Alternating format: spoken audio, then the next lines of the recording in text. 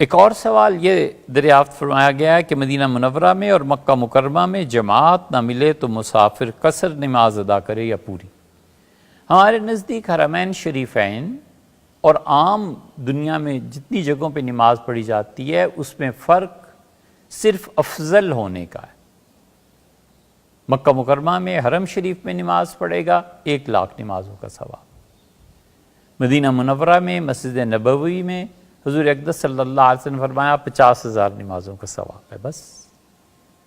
مسافر وہ کراچی، لاہور، دہلی، لکھنؤ میں بھی مسافر ہے اور وہاں بھی مسافر ہے، کہیں بھی امام کے پیچھے جب نماز پڑھے گا تو اس کی 3 صورتیں بن جاتی، امام بھی مسافر، مقتدی بھی مسافر۔ امام نے 2 رکعتیں پڑھی، مقتدی نے بھی 2 رکعتیں پڑھی، سلام پھیر دیا، ٹھیک ہو گئی۔ امام مقیم ہے، 4 رکعتیں پڑھا رہا ہے، مسافر اس کے پیچھے نماز پڑھ رہا ہے تو دہلی، لکھنؤ، کراچی، اسلام آباد میں پڑھے یا حرمین شریفین میں پڑھے، امام جب مقیم ہے تو مقتدی اس کے پیچھے مقیموں ہی کی طرح نماز پڑھے گا، 4 رکعتیں ہی پڑھے گا۔ اور تیسری صورت یہ ہے کہ امام مسافر ہے، 2 رکعتیں پڑھتا ہے نا، اور اس کے پیچھے نماز پڑھنے والا مقیم ہے تو وہ مقیم 2 رکعتیں جو باقی رہ گئی ہیں کھڑے ہو کے پورا کرے گا، جیسے عام طور پہ نماز پڑھنے والے اس مسئلے کو جانتے ہیں۔ اور اس تیسری صورت میں کہ امام مسافر ہے اور مقتدی اس کے پیچھے نماز پڑھنے والا مقیم ہے تو وہ کھڑا ہوگا، 2 رکعتیں تو امام کے ساتھ پڑھ لی تھی نا، اب باقی جو 2 رکعتیں پڑھے گا ان میں قرات نہیں کرے گا، اللہ اکبر کہہ کے وہ کھڑا ہوا اور اندازے میں اتنی دیر تک کھڑا رہا جتنی دیر میں سورہ فاتحہ پڑھی جا سکتی تھی، تو تیسری رکعت اور چوتھی رکعت باقی چیزیں پڑھے گا اور اسی طرح سے پوری کرے گا۔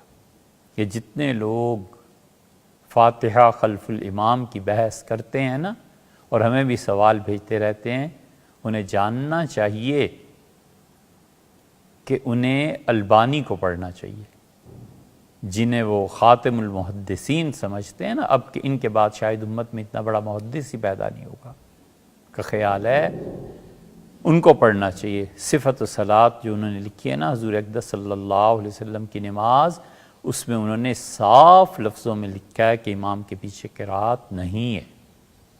اس کی تفصیل وہیں دیکھ لیجئے۔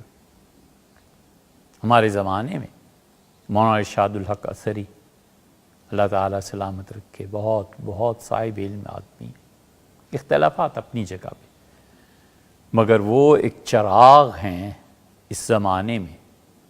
اہل حدیث حضرات کے ہاں بھی اتنا بڑا آدمی غالباً اب کوئی نہیں۔ انہوں نے بھی یہی لکھا ہے کہ اگر کوئی قرات نہیں کرتا تو نماز ہو جائے گی۔ انہوں نے تو یہاں تک لکھا ہے کہ اگر کوئی کہتا ہے کہ اس کی نماز ہی نہیں ہوگی تو اہل حدیث میں سے ہی نہیں ہے۔ مولانا محمد گوندلوی رحمہ اللہ، جنہوں نے سید انور شاہ صاحب کشمیری رحمۃ اللہ علیہ کے مقابلے میں چیزیں لکھی ہیں، بہت لوگوں سے ہم نے سنا، حضرت کئی سال بخاری شریف پڑھائی، بڑے صاحب کرامت لوگوں میں سے تھے، اور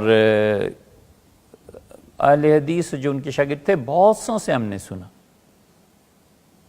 کہ جھوٹے آدمی سے انہیں بو آتی تھی، کوئی جھوٹا آ جاتا تھا مجلس میں تو اٹھا دیتے تھے۔ لوگ کہتے ہیں بارہا ہم نے دیکھا ان میں ایسی ایک روحانی چیز تھی کہ جھوٹی بات اور جھوٹے آدمی سے انہیں اتنی شدید نفرت تھی کہ اٹھا دیتے تھے۔ محمد گوندلوی رحمۃ اللہ بھی یہی لکھا ہے کہ فاتحہ جو امام کے پیچھے نہیں پڑھتے ان کی بھی نماز ہو جاتی۔ تو اس لیے خیال آیا کہ وہ جو 2 رکعتیں پڑھے گا نا امام کے بغیر، یعنی امام نے سلام پھیر دیا، وہ مسافر تھا، مقیم ہے، 2 رکعتیں جو اپنی ادا کرے گا کھڑے ہو کے، یہ دونوں رکعتیں سورہ فاتحہ پڑھے بغیر ادا کرے گا۔ اس لیے حرمین شریفین ہو یا دنیا کا کوئی بھی خطہ ہو، نماز کے اصول یہی رہیں گے۔ مسجد نبوی، دوسرا سوال جو آپ نے دریافت فرمایا کہ مسجد نبوی اور مسجد حرام کے لیے نماز کا کیا حکم ہے؟ وہی حکم ہے جو ساری دنیا میں حکم ہے۔ ہمارے نزدیک افضلیت ہے وہ حضرت رسالت مآب صلی اللہ علیہ وسلم نے خود متعین کی ہے، اور ایک بات خیال میں رہنی چاہیے کہ جس چیز کا نام ثواب ہے نا، یہ ثواب حضور صلی اللہ علیہ وسلم بھی اپنی طرف سے نہیں بتا سکتے تھے. اس پہ باقاعدہ بحث ہوئی ہے کہ شارع حقیقی کون ہے، شریعت کو بتانے والا، وضع کرنے والا، شریعت کو بنیادی طور پر شروع کرنے والا، حکم دینے والا کون ہے. دو چیزیں، ایک ثواب اور ایک حکم. نماز میں اتنا ثواب ہے، بیت اللہ میں نماز پڑھی 1,00,000 کا ثواب ہے، مسجد نبوی حاضری ہوئی 50,000 کا ثواب ہے. اب ایک آدمی اٹھ کے کہتا ہے کہ اچھا آپ ہمارے محلے کی مسجد میں اگر نماز پڑھ لیں تو یہاں پر 1 کروڑ کا ثواب ہے. کیا یہ جائز ہے؟ فقہا کہتے ہیں حضرت رسالت مآب صلی اللہ علیہ وسلم بھی ثواب متعین نہیں کر سکتے تھے جب تک کہ اللہ کی طرف سے وحی نہ آئے. یہ ضروری نہیں ہے کہ وحی کا ہمیں پتہ ہو یا پتہ چلے، اللہ تعالیٰ دل میں ڈال دیتا تھا. اسی لیے حدیث میں جہاں آیا ہے نا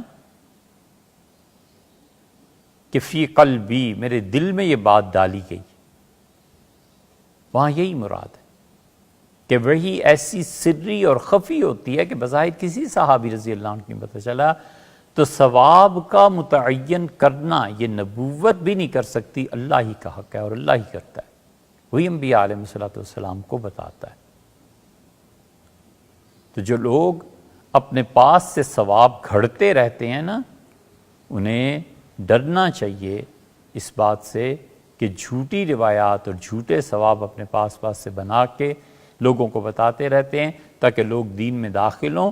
دوسروں کو دین میں ترقی دینے اور بڑھوتری کے لیے یہ جھوٹ بولنے پر اپنا جو خدا کے ہاں سے بیڑا غرق ہوتا ہے وہ نہیں سوچتے. اسی لیے اللہ نے ومن اظلم ممن افترى علی اللہ، اللہ نے فرمایا اس سے بڑا ظالم کون ہوگا جو اللہ کے ذمے وہ چیز لگاتا ہے جو اللہ نے نہیں کہی. بہتان ہو جائے گا. اور دوسری چیز حکم.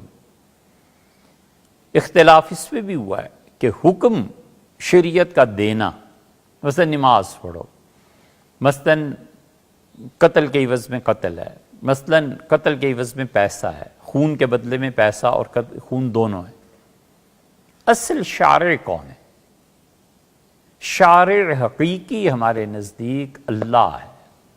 اللہ کے علاوہ کوئی حکم نہیں دے سکتا. حضور اقدس صلی اللہ علیہ وسلم نے بھی جتنے حکم دیے ہیں یا تو وحی آئی ہے اور یا پھر وحی خفی اور سری طور پر آئی ہے، اندر ہی اندر دل میں اللہ نے ڈال دیا.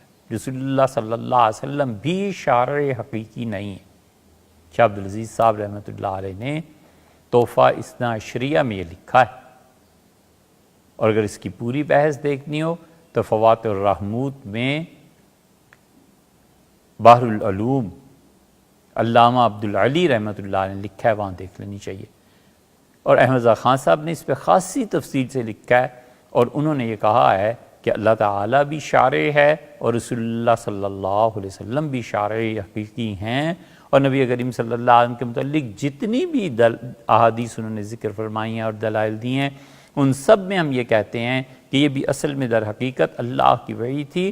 خدا کے علاوہ چونکہ مخلوق خدا کی ہے نا، تو اس لیے مخلوق کے لیے کوئی بھی حکم اللہ کے علاوہ کوئی نہیں دے سکتا، اگرچہ پیغمبر علیہ الصلوۃ والسلام ہی کیوں نہ ہو. پھر آپ نے تیسرا سوال تحریر فرمایا کہ میقات کی حدود میں مسافر کے کیا احکام ہیں؟ میقات کی حدود میں بھی وہی احکام، وہی حکم ہے.